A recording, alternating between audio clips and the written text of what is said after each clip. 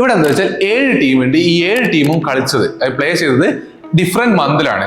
അപ്പൊ മന്ത് എന്ന് വെച്ചാൽ ജനുവരി ടു ജൂലൈ വരെയുള്ള മന്തിലാണ് 7 ടീമും ഓരോരോ മാസം കളിച്ചിട്ടുണ്ട്. Only 3 teams play match after team G. Team ജിക്ക് ശേഷം 3 പേരെ മാച്ച് പ്ലേ ചെയ്തിട്ടുള്ളൂ. അപ്പൊ ജി എന്നായിരിക്കും? ജി ഏപ്രിലായിരിക്കും. എങ്കിൽ മാത്രമല്ലേ 3 പേര് അതിന് ശേഷം കൊടുക്കാൻ പറ്റുള്ളൂ. അപ്പൊ ജി എന്നാണ് ഏപ്രിലാണ്. അടുത്തത് 2 teams play match between team F and team A. Team എന്റെ എഫിന്റെ ഇടയിൽ 2 പേര് മാച്ച് കളിച്ചിട്ടുണ്ട്. അപ്പൊ നമുക്ക് അത് നോട്ട് ചെയ്ത് വെക്കാം, കാരണം ഒരുപാട് പോസിറ്റിവിറ്റി വരാൻ ചാൻസ് ഉണ്ട്. അപ്പൊ നമുക്ക് പോയിന്റ് നോട്ട് വെച്ചിട്ട് ചെയ്ത് നോക്കാം. Team B does not play match before team G. ജിക്ക് മുന്നേ ടീം ബി പ്ലേ ചെയ്യരുത് എന്ന് പറഞ്ഞാൽ ജിക്ക് ശേഷമായിരിക്കും എന്ത് വരിക? ബി വരിക.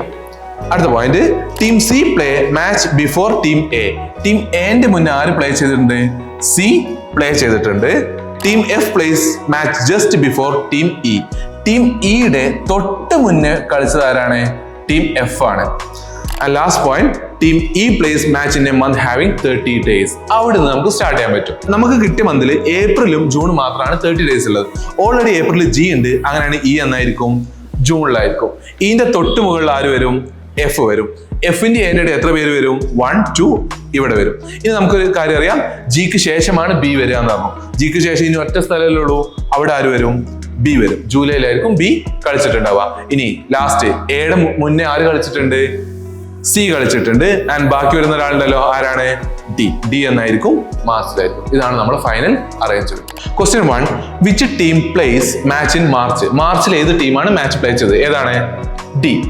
ഓക്കെ, ടീം ഡി ആണ് മാർച്ചിൽ പ്ലേ ചെയ്തത്.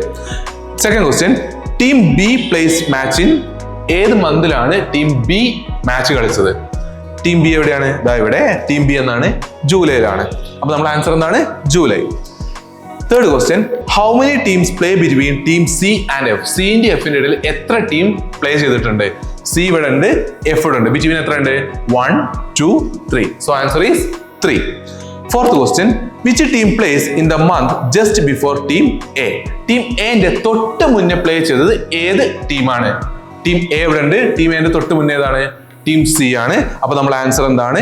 ടീം സി ആണ്.